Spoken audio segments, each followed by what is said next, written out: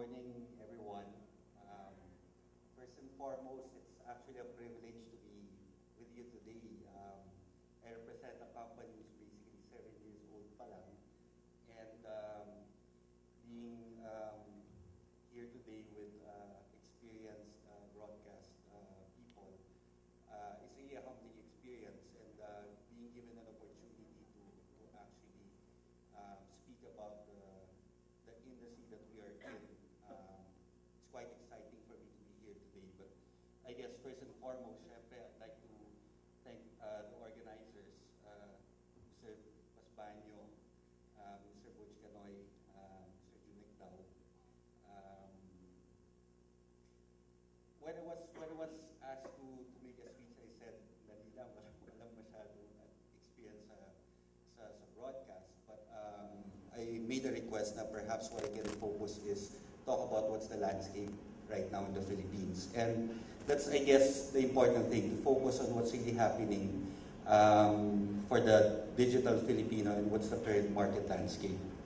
So I always like to start with the basics of which, how's the Philippines right now? No? So if you look at it, we're over 100 million in population. But what's quite interesting is I made a study looking at what's the average age of the Filipino. And what I discovered is we're very young. The average age is basically below 24 years old. And why is this important? If we look at our average age compared to the other nations of the world, a global average is actually around 28 years old. Okay. You have mature countries and first world countries like in Europe. The average age of a German national or even a British national is around 39 to 40 years old. So what does that mean? They grew up with traditional media. Right? Here in the Philippines, if you look at it, majority of, if you look at the chart, we have basically 35%, around 34%, which is below 14 years old. And we have a huge chunk between 15 to 64 years old at 61%. Okay. And it's also quite important to see that our economy is growing. So what does that mean? At the average age of 23, 24 years old, we have disposable income. So I guess the best representation here are our knowledge-based workers, the BPOs and everything. So if you look at their lifestyle right now,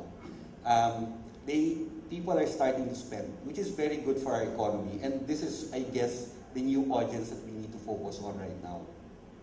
And what's quite interesting is 92% of 15 years old and above has a literacy rate of 92%. So it means they can read and write. This is very good in terms of embracing digital. So it's not just about being visual. Later on, I'll tell you this phenomena that the basic Filipino profile. No? But now going particularly on the segment that I'm involved with, which is the digital industry, we've seen an increased growth, substantial growth in terms of internet users in the Philippines. Back in year 2000, I believe we were around less than 5 million internet users. Fast forward now to 2009, we have 24 million. And in 2 years' time, we grew by another 9 million. So what does that mean? 33% of the Filipinos are actually online. But if you turn that around, it means there's still actually 67% who hasn't tried it yet. So that's the reason why it's a very unique environment that we are in. We know for a fact that the Philippines is still predominantly TV, right? But if we look at it, there's a crossover now of people embracing the traditional media and the new media. And I feel that this is complementary. And later on, I'll explain why. No? But if we focus now on the internet population, 95% are below 44 years old. Okay. And if you drill that a little bit lower, 16 to 24 comprises of 53% of the online users. And you have 25 to 34 years old, which contributes another 26%. What does this mean? There's a new term that's growing around on the digital space. There are two types of users. One is the digital natives.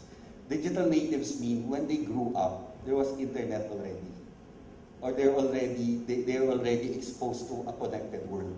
And then you have what we call now the digital migrants. I'm one of them. What does that mean? I grew up on the traditional media, but I learned how to appreciate the online experience. And I think a lot of us right here are probably belong to that segment.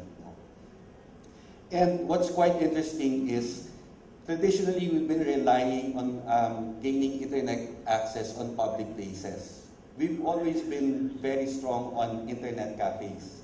But if you look at it, there's now a strong growth going to internet in the home. People now are gaining first-time discovery of online experience using their mobile. And this is going to grow in the next few years. And if we talk about the mobile industry, which is close to my heart, this is phenomenal. No? We have basically 92 million mobile users. We've always been branded as the SMS capital of the world. I think we still are in terms of per capita consumption. Although markets like China and India, in terms of aggregated amount of transactions done on a daily basis, mas malaki na sila. But on a per user basis, I think we're still, if not still the highest. And what's a misnomer is people are saying, wait, SMS is dying. I don't think so, because SMS is still there. It still has its purpose. Although you have online messaging services, it's actually complementary. It only tells us that Filipinos love to communicate.